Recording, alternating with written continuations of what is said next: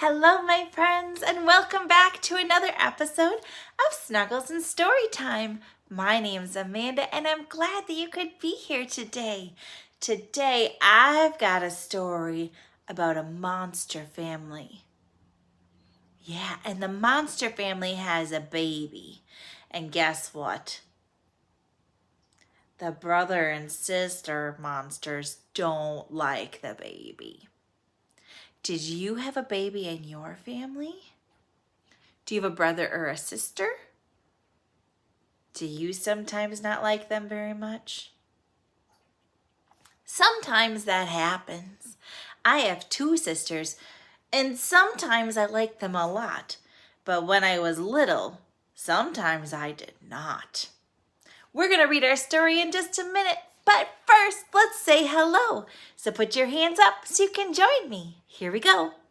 Hello, all my friends, how are you? Hello, all my friends, how are you?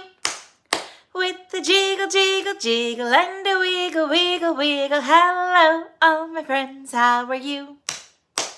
Nice job. Today our story is called, oh, my nose itched. Yuck! That's not a monster. See the family? There's the baby. And it's written by Angela McAllister and Alison Edgson. Edgson.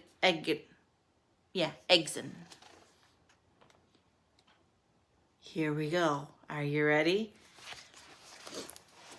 Let's get started. Mr. and Mrs. Monster were very proud of their 3 eggs. Mr. Monster kept them warm by huffing his hot, stinky breath. Mrs. Monster screeched at them. I think that's kind of like if a mommy sings you a song or a daddy sings you a song. I wouldn't want somebody screeching at me, though. One stormy night, the first egg cracked. Out climbed an ugly little monster with prickly spikes and snarly fangs. "Wow! He's frightful!" sighed Mr. and Mrs. Monster happily. So that's what they called him. So that's frightful. The second egg cracked. Out climbed another ugly little monster with horny spines and bristly horns. "Ooh, she's horrid!" gasped Mr. and Mrs. Monster happily. So that's what they called her. So we have that's Daddy and Mommy Monster, frightful and horrid. Then the third egg shook a bit. Frightful and horrid gave it a poke. Out crept something very soft and pink. "Ah, he's sweet," said the little monsters. "Let's squash him." Is that nice to do? It's not. "Well, he's not what we expected," said Mrs. Monster. He's a bit of a shock." "Let's throw him in the trash can," said Mr. Monster. Is that a good idea? No. Suddenly, there was a crash of thunder. "Mama!" cried the fluffy one and jumped into Mrs. Monster's arms. She looked down at her huddle of sweetness. "I think we'll keep him," she said. "He may look different, but inside, he is still a monster, just like us." So they called him Little Shock. Each day, frightful and horrid grew hairier and scarier. They learned how to spit and hiss and snarl and scratch. But Little Shock grew more fluffy. He liked to gurgle and roly-poly and twinkle his big blue eyes. He loved his brother and sister and followed them everywhere.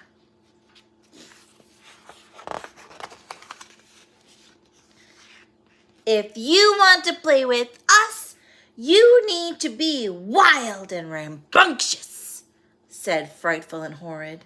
They showed him how to howl at the moon until it hid behind the cloud. But Little Shock was afraid of the dark. They showed him how to squash and stomp and trample things. But Little Shock saw a worried worm and sat down and gave it a hug. "Oh!" sneered Frightful and Horrid. "He's just a cutie pie." Do they like cutie pies?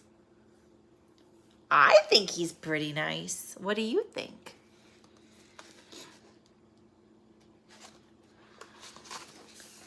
Soon Frightful and Horrid were bold enough to go monstering in the woods.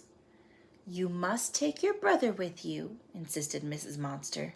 Frightful and Horrid snorted grumpily, but they put Little Shock in a wagon, hid him underneath a blanket, and tugged him along. Do you think Little Shock wanted to go? If he's afraid of the dark, I would guess he would not want to go in the forest. No, because it's even dark in there. In the woods, Frightful leapt out at a fox and made its fur turn white. Horrid pounced on a wild pig and made it jump into a tree. They had a wonderful time. Little Shock hugged his blanket and played peekaboo with a mouse.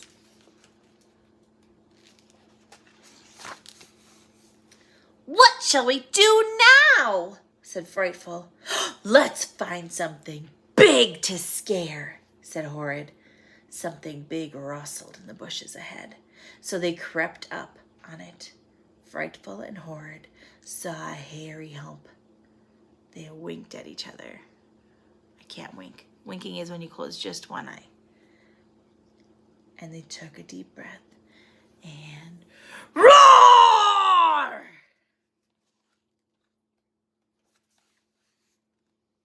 But the hairy hump was only a little bit of a big monster.